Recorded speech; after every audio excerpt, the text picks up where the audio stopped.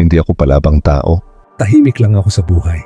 Pero may mga pangyayaring kahit anong pilit mong kalimutan, tumatatak sa utak mo at sa kaluluwa mo. Nagkayayaan kaming mag-jogging, ako ang girlfriend ko at ang kakambal kong lalaki. Doon kami sa isang lugar na parang oval, sementado ang daan, pero ang gitna, bangin. Mababa sa ilang bahagi, pero puro talahiban, parang gubat. Kakaumpisa pa lang naming maglakad. Nasa may unang kurbada kami malapit sa entrance. Medyo makitid at puro puno sa paligid.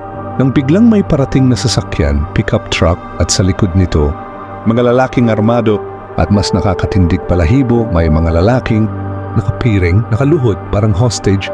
Putinggina! Wala na akong inaksayang segundo. Hinila ko ang girlfriend ko at kakambal ko. Tumakbo! Di pa nila alam ang nangyayari, pero nakita nila sa mata ko, delikado to.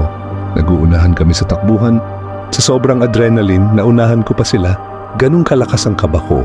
Pagdating sa medyo straight na bahagi ng oval, may napansin akong bahagi ng bangin na pwede naming daanan, hindi ganun katarik. Dali-dali kaming bumaba.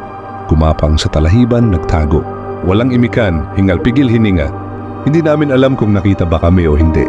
Dahan-dahan akong umakyat, sumilip. At doon ko nakita ang eksenang hindi ko makakalimutan habang buhay. 6 na lalaki, nakaluhod, nakapiring, sa likod nila. Mga lalaking may hawak na baril, mukhang Armalite. At isang lalaki na parang leader nila. Sumisigaw, galit, parang may utos. Bumalik ako agad sa dalawa, nanginginig ang girlfriend ko. Halos mawalan na ng ulirat.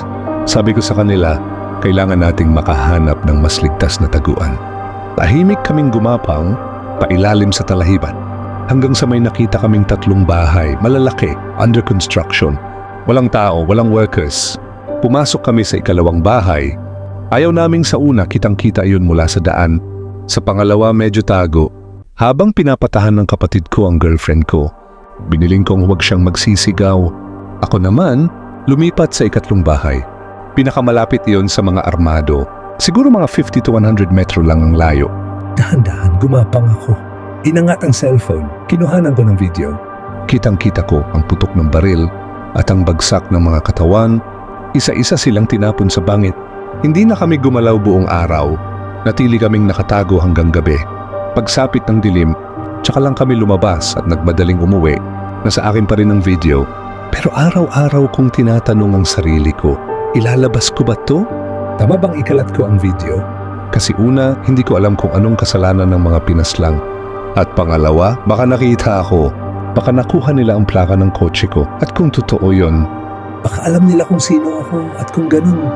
hanggang kailan kami ligtas?